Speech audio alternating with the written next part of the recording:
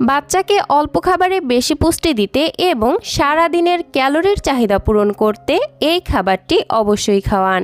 আসসালামু আলাইকুম দর্শক, নুরস মমের আরও একটি নতুন পর্বে আপনাদেরকে স্বাগতম। আমার আজকের আয়োজনে বাচ্চাদের জন্য হাই প্রোটিন সমৃদ্ধ এবং হাই ক্যালোরি বহুল একটি খাবারের রেসিপি নিয়ে হাজির হয়েছি। পুষ্টিকর এই খাবারটি তৈরি করে 1 বছর থেকে 5 বছর বয়সী বাচ্চাদেরকে সকাল, দুপুর অথবা রাতের প্রধান খাবার হিসেবে খাওয়াতে পারবেন। তাহলে এখানের কথা না বাড়িয়ে সরাসরি চলে যাচ্ছি আমার মূল রেসিপিতে।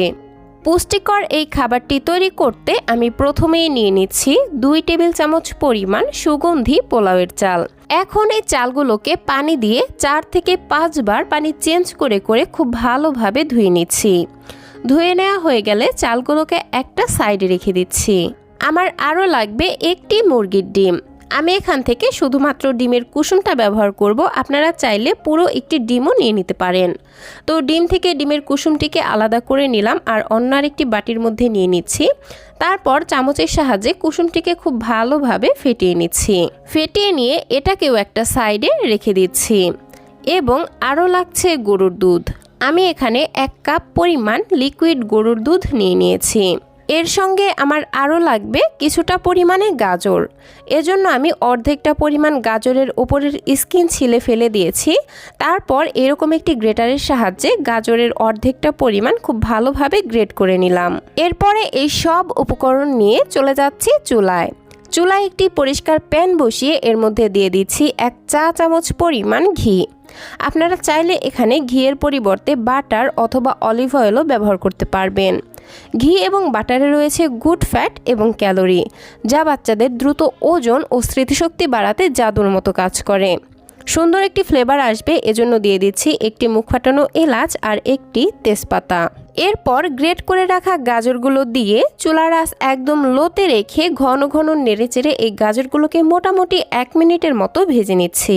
1 মিনিটের মতো ভেজে নেওয়া হয়ে গেলে আগে থেকে ধুয়ে রাখা চালগুলো দিয়ে দিচ্ছি। দেন আবারও ভেজে নিচ্ছি মোটামুটি 2 থেকে 3 মিনিটের মতো। চুলার আঁচ একদম লোতে রেখে এগুলোকে ভেজে নিব যতক্ষণ পর্যন্ত এই চাল এবং গাজরের গায়ের পানি শুকিয়ে আসে আর খুবই সুন্দর একটি ফ্লেভার বের হয়। তো মোটামুটি 2 থেকে 3 মিনিট ভেজে নেওয়ার পর এর মধ্যে দিয়ে দিব গরুর দুধ। তো আমি যতটুকু গরুর দুধ নিয়েছি আমার মনে হচ্ছে এইটুকু দুধে এই চাল এবং গাজর ভালোভাবে সেদ্ধ হবে না, তাই আমি এখানে আরও ½ কাপ পানি দিয়ে দিলাম। এবার নেড়ে চেড়ে সব কিছু খুব ভালোভাবে মিশিয়ে নিচ্ছি। দেন খাবারটিকে টেস্টি করার জন্য দিয়ে দিচ্ছি সামান্য 1 চিমটি লবণ এবং মিষ্টির জন্য দিচ্ছি 1 চা চামচ পরিমাণ দুলাল চন্দ্রের তাল মিশ্রি। আপনাদের হাতের কাছে যদি তাল মিশ্রি না থাকে তাহলে সেক্ষেত্রে এখানে চিনিও ব্যবহার করতে পারবেন, তবে সেক্ষেত্রে অবশ্যই লাল চিনিটা ব্যবহার করার চেষ্টা করবেন, কারণ সাদা চিনি অনেক বেশি প্রসেসিং করা থাকে আর এজন্য এই চিনি বাচ্চাদের পেটে গ্যাসের মতো সমস্যা তৈরি করে। এছাড়াও অন্যান্য স্বাস্থ্য ঝুঁকি তো রয়েছেই। তো যাই হোক, এখন চুলার আঁচ মিডিয়ামে করে দিয়েছি আর দুধটাকে আমি কিছুক্ষণ ফুটিয়ে নিচ্ছি। দুধটা যখন খুব ভালোভাবেই ফুটে উঠবে তখন আমি একটি ঢাকনা দিয়ে ঢেকে দিচ্ছি আর রান্না করে নিচ্ছি মোটামুটি 15 থেকে 20 মিনিটের মতো। আর মাঝে মধ্যে ঢাকনা তুলে একটু নেড়েচেড়ে দিবেন যাতে করে তলায় না লেগে যায়। ফিরে আসলাম মোটামুটি 20 মিনিট পর আর দেখতেই পাচ্ছেন এতক্ষণে আমার সব উপকরণ খুব ভালোভাবে সেদ্ধ হয়ে গেছে আর দুধটাও শুকিয়ে ঠিক এরকম পর্যায়ে চলে এসেছে। এখন আগে থেকে যে ডিমের কুসুমটা ফেটিয়ে রেখেছিলাম সেটা অল্প অল্প করে দিয়ে দিচ্ছি আর এক হাত দিয়ে অনবরত নেড়েচেড়ে দিচ্ছি।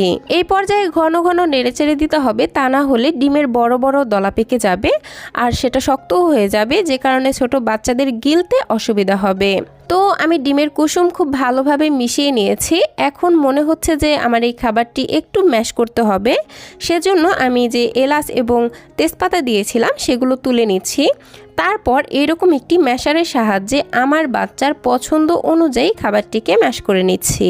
তবে যেসব বাচ্চারা খাবার খুব ভালোভাবেই চিবিয়ে খেতে পারে তাদের ক্ষেত্রে এখানে আর খাবারটিকে ম্যাশ করার কোনোই প্রয়োজন নেই। এই তো আমি ঠিক এরকম একটু দানাদার অবস্থায় রেখে খাবারটিকে ম্যাশ করে নিয়েছি। এখন আপনি আপনার বাচ্চাকে যেমন লিকুইড খাবার খাওয়ান, খাবারটিকে ঠিক সেই রকম লিকুইড বা ঘন করে চুলা থেকে নামিয়ে নেবেন। আমি ঠিক এরকম একটু পাতলা অবস্থায় রাখবো, কারণ এই টাইপের খাবারগুলো ঠান্ডা হবার পর আরও কিছুটা ঘন হয়ে যাবে। আর এই তো তৈরি হয়ে গেল বাচ্চাদের জন্য হাই প্রোটিন সমৃদ্ধ এবং হাই ক্যালোরিযুক্ত একটি খাবারের রেসিপি। দর্শক, এই একটি খাবার থেকেই বাচ্চা প্রোটিন, ফ্যাট, কার্বোহাইড্রেট, এনার্জি এবং অন্যান্য উপকারী ভিটামিন মিনারেলস একসাথেই পেয়ে যাবে, যা একটি বাড়ন্ত বয়সী বাচ্চার শারীরিক এবং মানসিক দুই ধরনের বিকাশ বৃদ্ধির জন্যই খুবই গুরুত্বপূর্ণ ভূমিকা পালন করে। তো দর্শক, এই ছিল আমার আজকের আয়োজন। ভিডিওটি ভালো লাগলে প্লিজ একটি লাইক দেবেন এবং আমার আজকের এই রেসিপি আপনাদের কাছে কেমন লাগলো সেটা ছোট্ট একটি কমেন্টের মাধ্যমে জানাতে একদমই ভুলবেন না।